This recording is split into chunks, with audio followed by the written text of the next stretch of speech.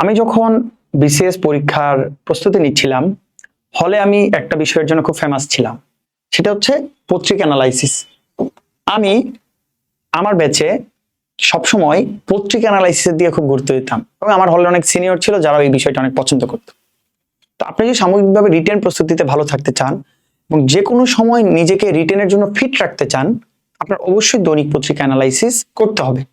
কারণ চাকরি প্রস্তুতিতে কিছু কিন্তু কমন বিষয় থাকে, যেমন ধরুন আমি যদি বলি রেমিটেন্স, মুদ্রাস্ফীতি, রিজার্ভ, সুনীল অর্থনীতি, নারীর ক্ষমতায়ন, জলবায়ু পরিবর্তন, এই টপিকগুলো কিন্তু ফিক্সড, এগুলো আপনি সবসময় পড়ে ফেলেন।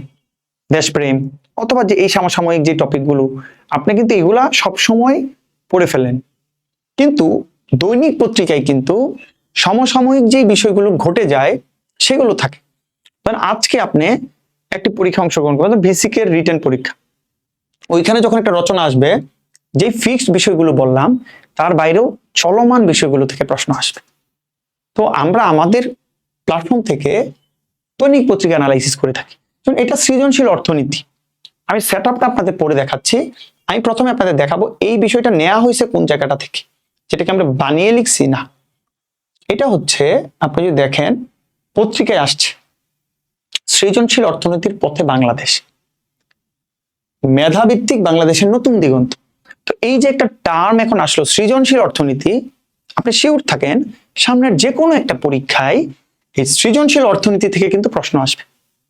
তো আপনি যখন এই পত্রিকাটা পড়বেন, আমরা এখানে পত্রিকাটাও পিডিএফ এর সাথে দিয়ে দিয়েছি, পরে আপনি বুঝার চেষ্টা করবেন ওনারা কি লিখছে। তারপরে আপনি আমাদের অ্যানালাইসিসটা পড়বেন, যেখানে একদম একটা রচনার মতো তুলে ধরা হয়েছে যে সৃজনশীল অর্থনীতি জিনিসটা কি। প্রথমে আমরা একটা কোটেশন দেওয়ার চেষ্টা করেছি, creativity is not a luxury, it is a strategic resource for sustainable development. কে বলেছে? ইউনেস্কো বলেছে। তারপর সৃজনশীল অর্থনীতি কি? সৃজনশীল অর্থনীতি হচ্ছে এমন একটা অর্থনৈতিক ব্যবস্থা যেখানে আমাদের মেধা, আমাদের সৃজনশীলতা, আমাদের সংস্কৃতি, আমাদের স্থাপত্য, আমাদের প্রযুক্তি, এই জিনিসগুলোকে কম্বাইন করা হবে। মানে আপনার মানুষের মেধা, সৃজনশীলতা, সংস্কৃতি, শিল্প, প্রযুক্তি, উদ্ভাবনী যে ক্যাপাসিটি, এগুলাকে মার্চ করে যে জিনিসটা করাবে সেটা কিন্তু সৃজনশীল অর্থনীতি। এখানে প্রাকৃতিক সম্পদের ব্যবহার নাই, রিসোর্স যে আমার গোল্ড নাই, আমার সোনা নাই, আমার রূপা নাই, আমার খনি নাই, এই জিনিসগুলো না, বেসিক্যালি ইন্টেলেকচুয়াল প্রপার্টি গুলা, সৃজনশীল জিনিসগুলো আমরা একসাথে করব। এটার কি কি খাত অন্তর্ভুক্ত সৃজনশীল অর্থনীতিতে? তথ্য প্রযুক্তি, চলচ্চিত্র, সঙ্গীত, হস্তশিল্প, তারপর ডিজিটাল কন্টেন্ট, পর্যটন এবং সাংস্কৃতিক শিল্প।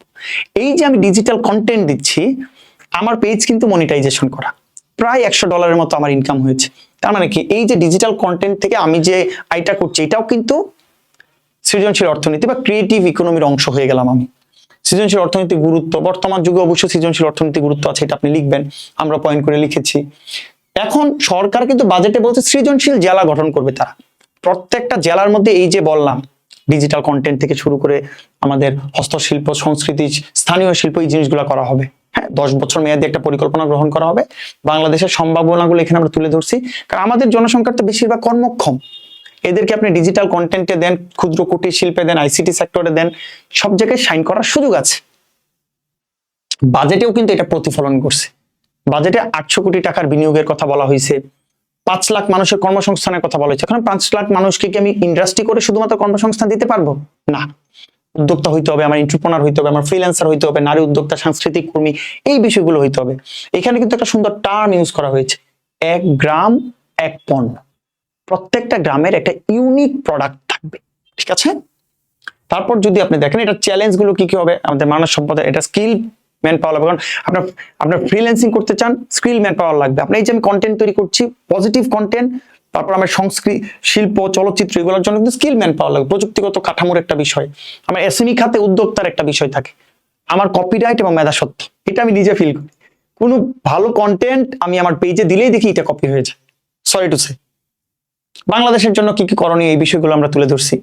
আমার প্রশিক্ষণ দিতে হবে, দক্ষতা বাড়াতে হবে, কপিরাইট, মেধাস্বত্ব আইনের আরো কার্যকর প্রয়োগ করতে হবে, আমাদের তরুণ উদ্যোক্তাদের লোন দেওয়ার ব্যবস্থা করতে হবে, প্রণোদনার ব্যবস্থা করতে হবে, ডিজিটাল অবকাঠামো আমার ঠিক করতে হবে। এইভাবে সামগ্রিকভাবে কিন্তু আমরা সৃজনশীল অর্থনীতিকে কাজে লাগাতে পারি। এই যে ভিডিওটা দেখলেন, ভিডিওটা দেখার দরকার নেই, আপনি এই যে পত্রিকাটা পড়লেন, পড়ার পর যদি আপনি শুধুমাত্র আমাদের এই রাইটিংটা পড়েন, আমার মনে হয় না ভিডিওর প্রয়োজন হবে, আপনি শুধুমাত্র এটা পড়ে সুন্দর করে নোট করে রাখবেন বা এটা আপনি প্রিন্ট আউট করে রাখবেন।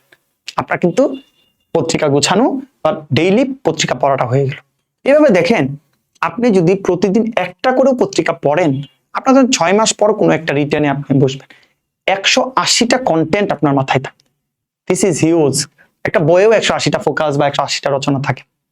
তাই যদি গোছানো প্রস্তুতি নিতে চান, আমাদের এই যে দৈনিক পত্রিকা অ্যানালাইসিস একটা ব্যাচ আছে, সেখানে যুক্ত হতে পারেন। সকলের জন্য শুভকামনা থাকলো। আসসালামু আলাইকুম।